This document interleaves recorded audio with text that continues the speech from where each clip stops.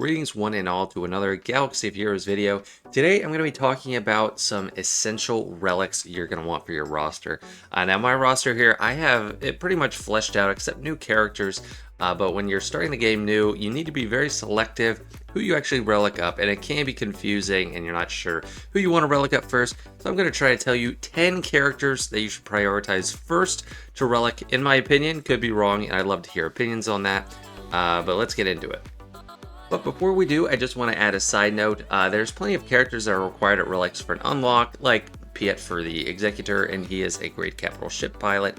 But we're not thinking about those requirements. We're just thinking about practical use on a team and Grand Arena Territory Wars, what have you. So it's purely just based on the use of the character in battle.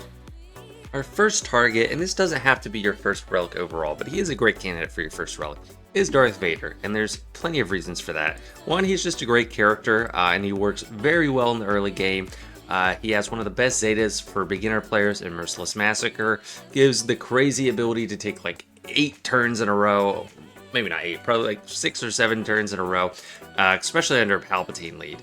And Palpatine is one of the easiest legendaries to unlock, so him with Palpatine is going to be a force to be reckoned with. And he's not only a great character, he has a great ship too, and that ship can plug into a lot of different fleets, but with an Empire fleet, it's especially deadly. And why you want him early, I included him on the solo video a few days ago, or like best characters that can solo, but ideally you want him with other characters, and one of the main reasons for that are, one, how he interacts with the Emperor Palpatine. He gains turn meters, so we can start off with the Force Crush and then go into Merciless Massacre. But also with his unique No Escape, he gains 8 speed just permanently for that battle for each of the following: got Empire ally, Sith ally, Jedi enemy, and Rebel enemy. Jedi and Rebel enemy, that's not necessarily going to play into every battle. But Empire and Sith ally, what might not be clear to a newer player is that counts twice for him and Palpatine. So he's an Empire and a Sith, and it doesn't just count once because it's one ally. It counts twice. So he gives himself 16 speed. Whatever speed you have, add 16 to it, even if it's just solo. Palpatine, another 16. That's plus 32 speed.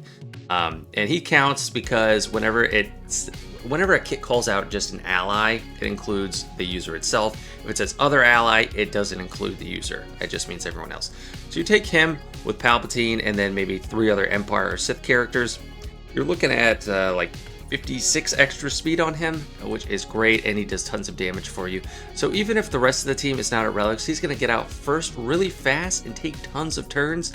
Even if you don't kill everyone in that Merciless Massacre, he really cripples them. He gets damage over times, speed down on them. You're going to ability block a lot of people with his basic, and you're going to get at least a couple great kills with Culling Blade. So he is a fantastic option as your first relic. Don't neglect him.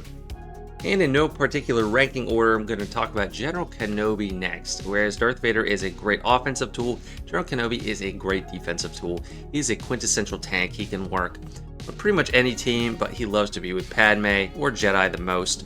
And he's pretty much going to be taunting all the time for you. And you want him at Relics to take more hits. It's going to get more health, more protection, more defense. But he has one of the easiest taunts to trigger. Whenever an ally is critically hit, he gains taunt for 1 turn, and he also gives them crit immunity. So he saves them, he protects them with his taunt, and he gives crit immunity to the one that just got hit. And that's going to keep happening forever. So eventually you're going to have your whole team at crit immunity, and the relics are just making him more survivable. He's also a great plug and play for just a normal Jedi team. He has a mass cleanse, which isn't conditional, and that's valuable. Sometimes they dispel all debuffs. Is like, oh, just dispel all debuffs on all Jedi allies, on all Empire allies, something like that. Just really limited, but this is just all allies, so you can use him anywhere, even on a dark side team. And then you get through, not only that, you get the reverse buff of whatever you cleansed off. So if you had offense down, you cleanse it, you get offense up. And if they had no debuffs, they get retribution, which is very strong. He hands out foresight on his basic. He calls a mass assist to the team. So he's just a great character early on. And the more relics you get, I keep saying it, he gets more survival. Not only that, he has a capital ship. And in my farming guide, I don't recommend Negotiator before Malevolence. I do recommend Malevolence first. But when you do have Negotiator, or if you do choose to go that route, which is a viable option, that's going to make it even better. and really help you out with getting extra speed and extra damage on that ship. So he's a fantastic early option for relics. Next early relic candidate is Dark Trooper, and that is just because of damage. His mastery is very conducive to doing extra damage. Damage and defense penetration are very important for him, and since he can't critically hit unless he has advantage, we're just fine that we're not gaining crit damage from that mastery. But basically, his basic, which looks unassuming on its face, is probably the best basic in the game, has the strongest hit, and on the Imperial Trooper team, even early on, you're going to be able to cycle through hits with him like clockwork, tons of assists. If you have Piet, you can mark Dark Trooper, and then anytime Piet basics, you're going to call Dark Trooper to assist. And that's the most key component in the team actually getting kills, which keeps their turn meter train going, assuming we're on a General Veers team.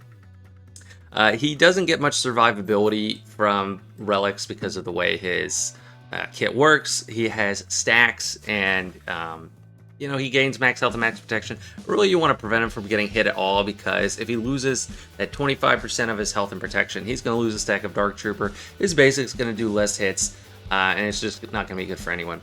So this does have to be combined with some decent speed on the Imperial Trooper team, but if you're working on that team and you're not going for Executor right away, or if you're not at that point yet, Dark Trooper is a fantastic option for the relics, just because of how high his damage stacks up. You don't have to get him to Relic 7 like me, anything you can spare. Relic 1 is easy, Relic 2, 3, 4, 5, not too expensive in the early game, but definitely make sure you pick him up if you are running an Imperial Trooper team. Talking next, we got the guy that shot first, Han Solo. And he is a fantastic early relic, not only because he's an awesome character, he has an amazing ship, the Millennium Falcon, which you will unlock eventually, and you can throw it on pretty much any team in the beginning, and it's going to be getting work done for you. But why he is so great at relics, he is an agility attacker, which I think is one of the best mastery classes, because the mastery he gains when he increases his relics is crit chance, crit damage, and damage. It is pure damage. And for him, I have him at Relic 8. It's going to be a long time before you start doing the Relic 8s on characters discretionarily. But if you could just get him a few relics, he gets crit chance up to and over 100%, so he's pretty much always critting. He gets plus 20% crit chance on his unique, which means it's even more surefire that you are going to crit.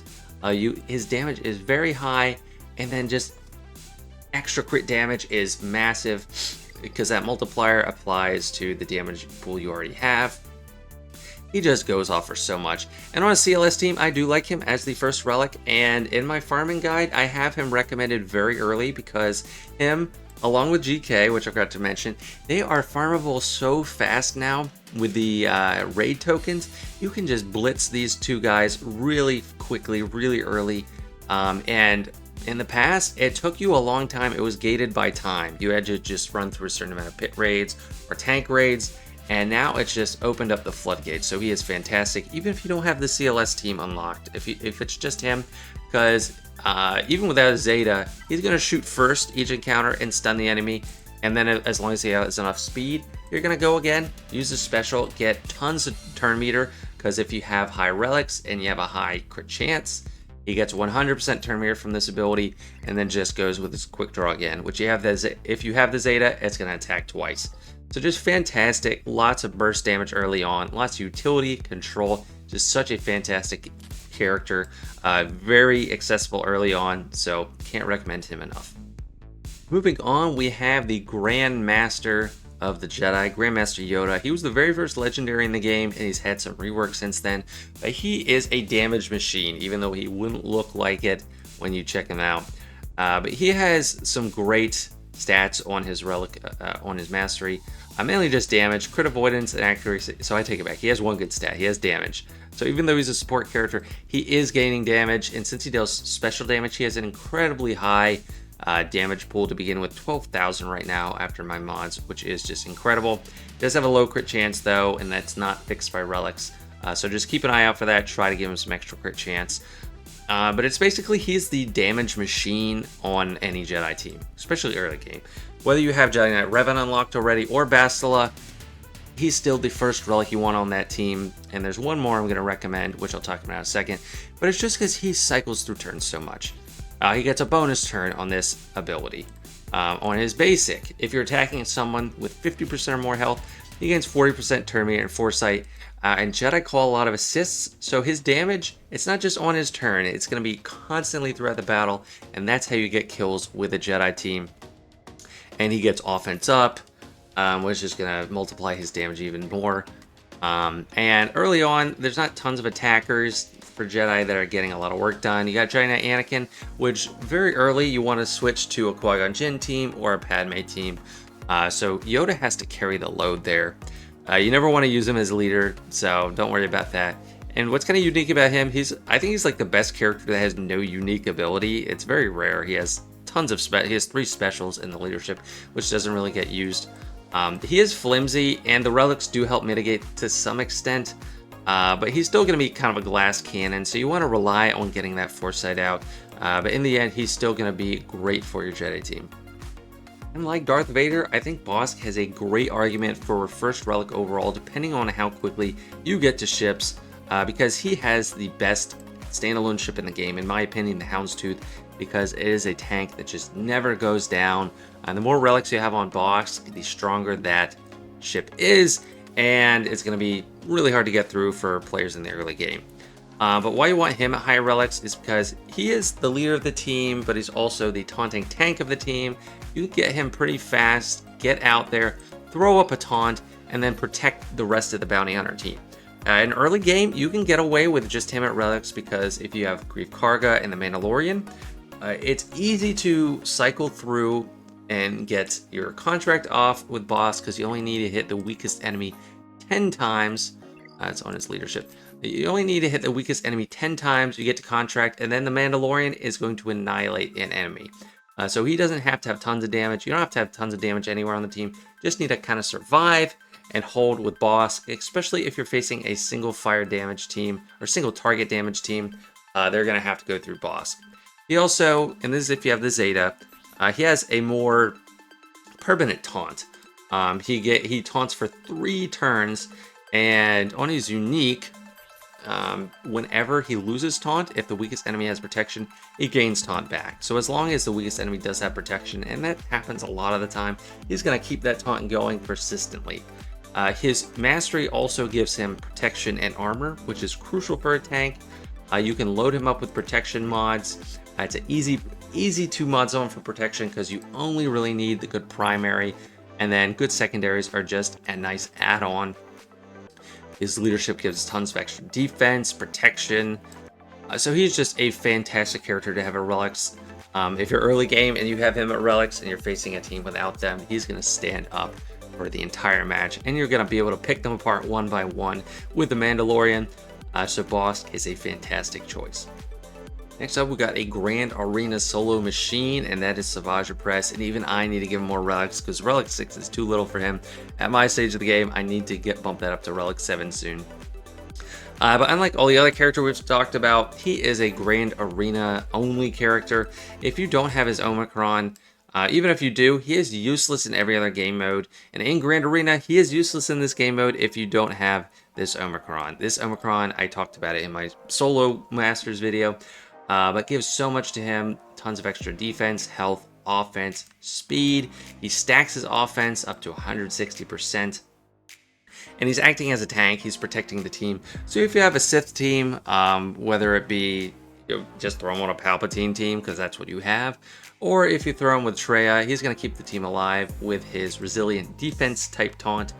And even if you throw him with no team, you put him by himself, he has a leadership ability, which is helping him out, giving him extra defense and tenacity, and he is a solo machine. So everything I said in that video still applies. He is fantastic at relics once you get him there, because he really wants extra health and offense, just extra damage. His relic gives damage and defense penetration, which is very good for killing enemies. Accuracy, you don't really care that much about. But also health is just a base increased stat from relics for just everybody, even though it's not mastery. So it gets a few thousand each relic level, makes him even harder to kill because he heals up so fast. He gets tons of health steal, and when he's like taking his turn, he just randomly seems to gain so much health on his, or that's what it's going to seem like. He just heals up so fast. So you want a high health pool on him. So just health and damage, you're not gonna regret it.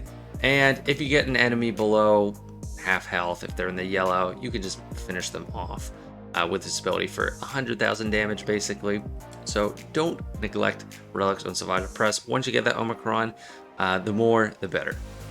And the next Jedi I alluded to earlier alongside Grandmaster Yoda, the second one you want a Relic on a Jedi team, assuming General Kenobi's not part of that team, because I think he'd be early priority, but he goes more on a Galactic Republic team. The second Jedi you want a Relic up on like a Bastila Shan team is Jolie Bindo, because he is such a great character at high relics. He stays alive forever, and as long as he stays alive, and you have the Zeta, which brings all Jedis back from the dead and gives them crit immunity for 5 turns, an insanely overpowered Zeta for the early game, you're gonna have a good chance, even if they kill everyone else. His relics are very strong, critical avoidance and health. He has an insanely high health pool. He was my second relic ever when I had a free-to-play account, started in 2019, and it made quite a difference in Arena.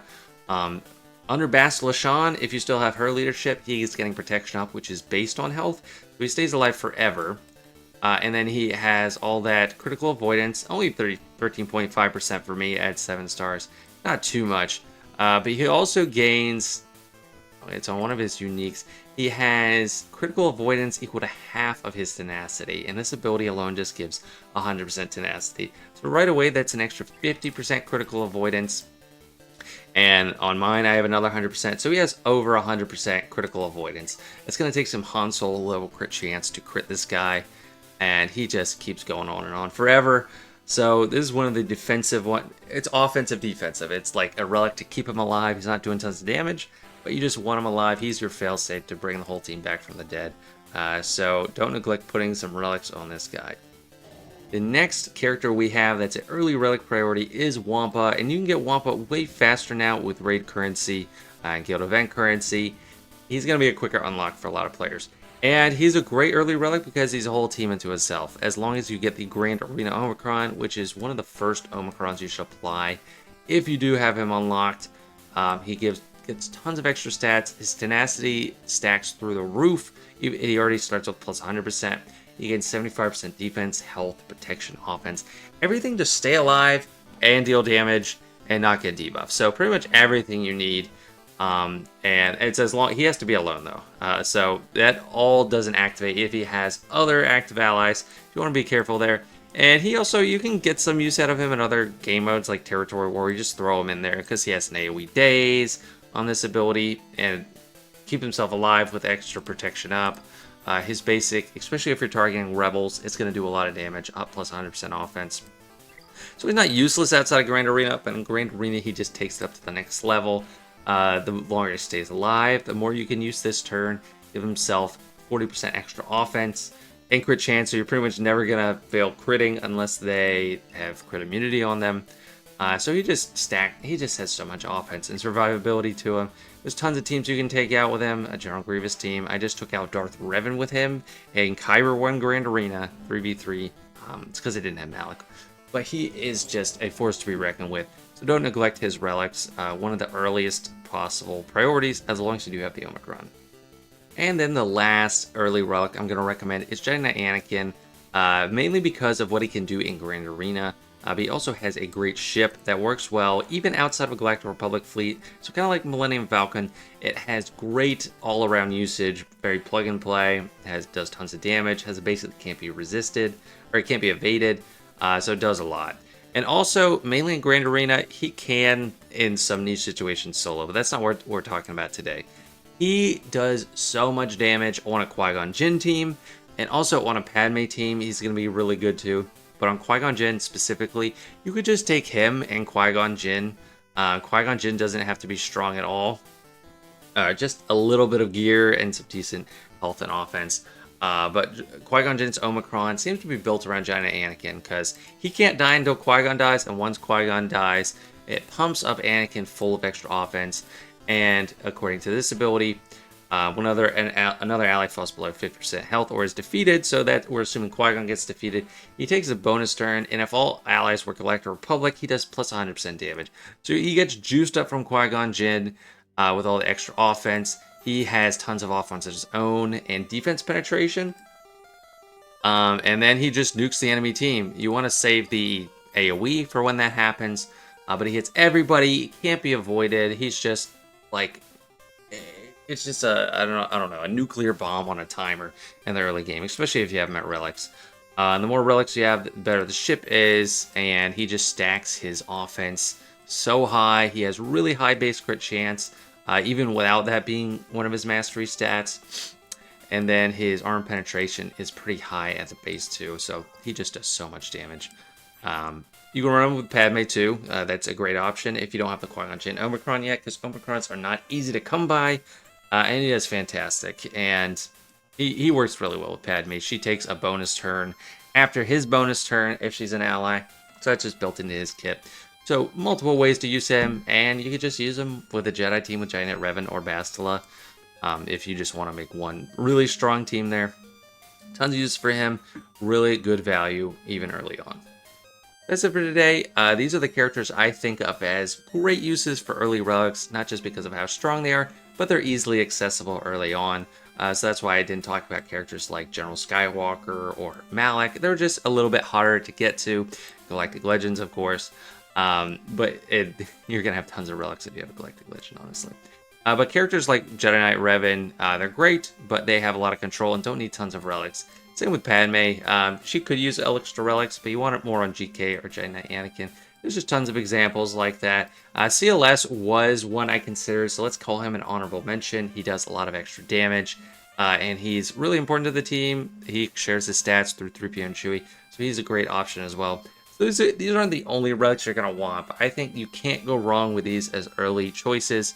And I hope that this helps you out if you're a newer player.